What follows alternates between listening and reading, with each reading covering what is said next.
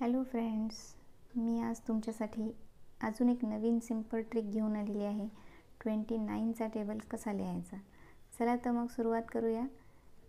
First of all आपल्याला काय करायचं आहे, 9 to 0 रिव्हर्स डायरेक्शनमध्ये लिहून घ्यायचं आहे. 9 8 7 6 5 4 3 2 1 0 अशा पद्धतीनं 9 to 0 लिहिलं.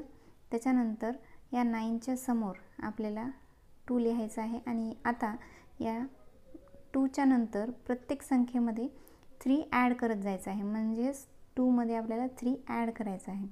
So 2 + 3 5 5 + 3 8 8 + 3 11 11 + 3 14 14 + 3 17 17 + 3 20 20 + 3 23 23 + 3 26 26 + 3 29 and this is our table of 29.